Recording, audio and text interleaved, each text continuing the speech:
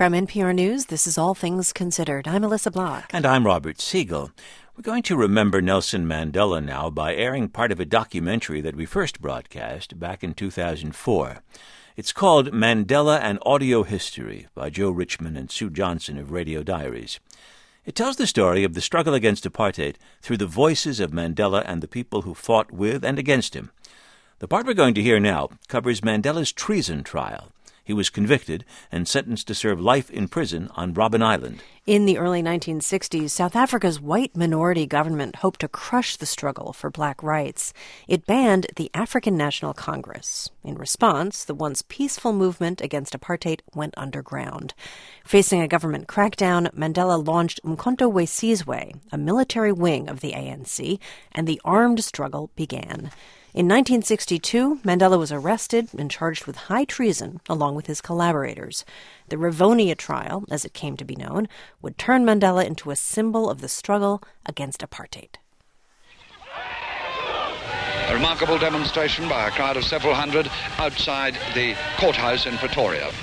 Nelson Mandela, leader and founder of the sabotage movement Spear of the Nation and a leading member of African National Congress, accused with the others of plotting sabotage to overthrow the South African government by force. There were 8 of us in the trial. And the first day the lawyer said, "Chaps, prepare for the worst." Firstly, the state alleges the planned purpose thereof was to bring about chaos, disorder and turmoil in the battle to be waged against the white man in this country. They were called terrorists. We knew that there was no hope of getting an acquittal. The question was, what do we do with a trial? When the defense case started, Mandela, he was going to be the first defense witness.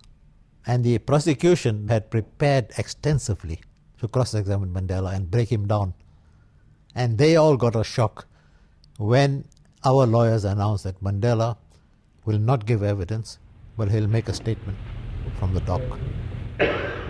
The courtroom was absolutely packed.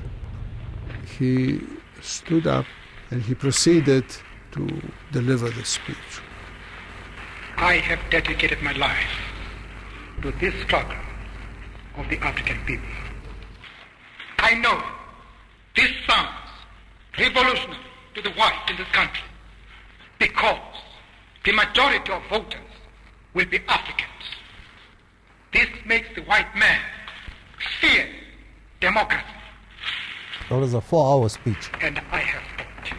But that last bit where he said, "These are the ideas for which I'm prepared to die." I have just that last bit. I knew what he was going to say because we'd all seen the speech. Everybody had made comments about it. And I knew he was going to say, in effect, "Hang me if you dare to, Mr. Judge." But only when he said it.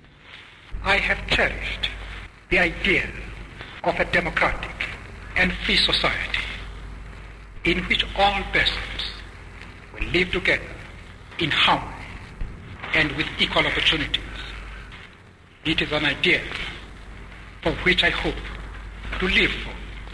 But my Lord, if it needs be, it is an ideal for which I am prepared to die. There was dead silence. Nobody said anything. Even the judge didn't know what to say. I knew it was a moment of history. He emerged then as a great leader. Very well, the court will adjourn. The possibility of a death sentence, of course, worried me. And I remember we adjourned for lunch. It was a very hot day, and a friendly Afrikaner warder asked me the question, "Mandela, what do you think is going to happen to you in this case?" I said to him, "They are going to hang us." Now, I was really expecting some word of encouragement from him. And I thought he was going to say, man, you see, that can never happen. But he became serious. And then he said, I think you're right, they're going to hang you.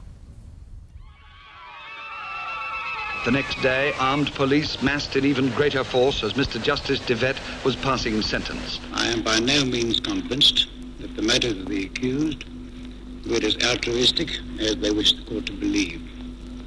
When they said, stand up for your sentence, we thought, well, here it comes. I have decided not to impose the supreme penalty, which in a case like this would usually be the proper penalty for the crime. That is the only leniency I can show. The sentence in the case of all the accused will be one of life imprisonment.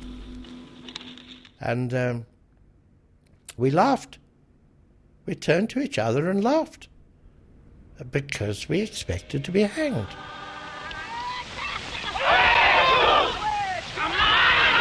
At the back entrance to the Pretoria court, large crowds gather to watch the accused being driven away to start their life sentences.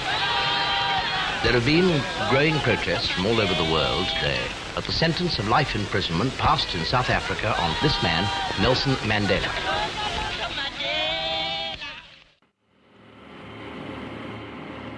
As we're being flown to Robben Island, one tried to accept the reality that we may in fact spend years in prison. But we believed very strongly that we would not die in jail. We would return. But we stayed there for 27 years.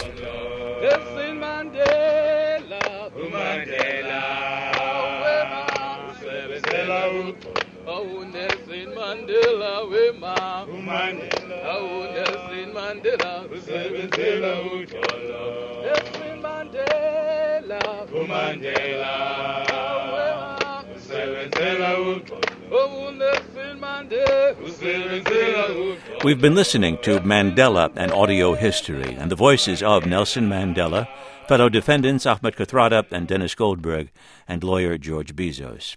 The documentary was produced by Joe Richman and Sue Johnson of Radio Diaries, with help from Ben Shapiro and Deborah George.